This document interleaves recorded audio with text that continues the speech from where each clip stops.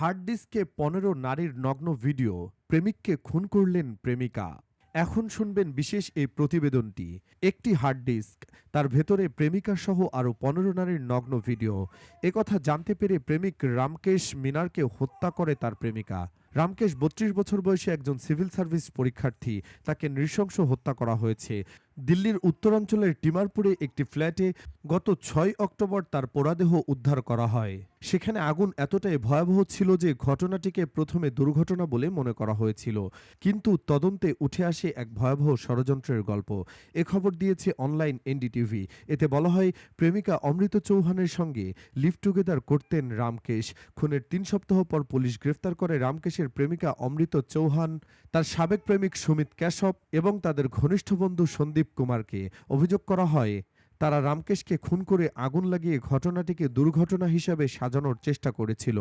অমৃতা পুলিশের কাছে স্বীকার করেছে, রামকেশ তার সঙ্গে সম্পর্কের সময় গোপনে কিছু ব্যক্তিগত ভিডিও রেকর্ড করেছিল, তা একটি হার্ড ডিস্কে সংরক্ষণ করে রাখে। অমৃতা বারবার অনুরোধ করলেও রামকেশ ভিডিওগুলো মুছতে রাজি হয়নি। সেই হার্ড ডিস্ক উদ্ধার করাই ছিল হত্যার অন্যতম উদ্দেশ্য। তদন্তে পুলিশ জানতে পারে, হার্ড ডিস্কটিতে আরও কমপক্ষে ১৫ জন নারীর ব্যক্তিগত গোপন ভিডিও আছে। এসব নগ্ন ভিডিওর বেশিরভাগই ওসব নারীর অজান্তে ধারণ করেছিলেন রামকেশ। তদন্ত অনুযায়ী রামকেশকে মারধরের পর ৫ই অক্টোবর রাতে শ্বাসরোধ করে হত্যা করে সুমিত ও সন্দীপ। এরপর তারা মৃতদেহে তেল, ঘি এবং মদ ঢেলে আগুন ধরানোর প্রস্তুতি নেয়। সুমিত রান্নাঘর থেকে গ্যাস সিলিন্ডার এনে মৃতদেহের পাশে রাখে, গ্যাসের ভালভ খুলে রাখে, সমস্ত দরজা জানালা বন্ধ করে দেয়। এরপর একটি লাইটার দিয়ে আগুন ধরিয়ে পালিয়ে যায়। কিছুক্ষণ পর সিলিন্ডারটি বিস্ফোরিত হয়। পুলিশ প্রথমে ভেবেছিল এটি হয়তো গ্যাস লিক থেকে বিস্ফোরণ, কিন্তু ফরেনসিক রিপোর্ট এবং ঘটনার অসামঞ্জস্যতা দেখে তদন্ত আরও গভীরে চালানো হয়। পুলিশ ভবনটির সিসিটিভি ফুটেজ খতিয়ে দেখতে পায়, আগুন লাগার আগের রাতে ২ মুখোশধারী পুরুষ ভবনে প্রবেশ করে।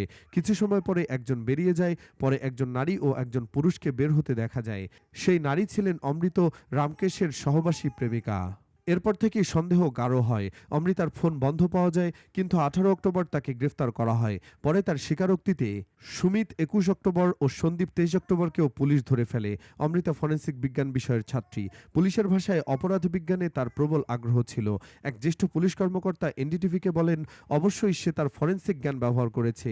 সে ও সুমিত আলোচনা করেছিল কিভাবে ঘটনাস্থলে কোনো প্রমাণ না রেখে খুনটিকে দুর্ঘটনা হিসাবে দেখানো যায়। সুমিত এলপিজি সিলিন্ডার বিতরণ কোম্পানিতে কাজ করত। সে জানত সিলিন্ডার বিস্ফোরণ ঘটতে কতক্ষণ লাগে। তারা ভেবেছিল পুলিশ কখনোই তাদের ধরতে পারবে না। তদন্ত উদ্ধার হওয়া হার্ড ডিস্কে কমপক্ষে ১৫ জন নারীর ব্যক্তিগত ভিডিও পাওয়া গেছে বলে দাবি করেছেন দিল্লি পুলিশের স্পেশাল কমিশনার রবীন্দ্র যাদব।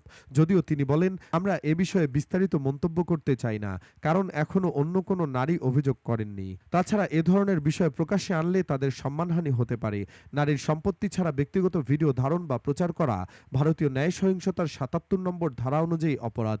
প্রথমবার দোষী প্রমাণিত হলে ১ বছরের কারাদণ্ড, পুনরায় একই অপরাধ করলে ৩ থেকে ৭ বছরের কারাদণ্ড হতে পারে।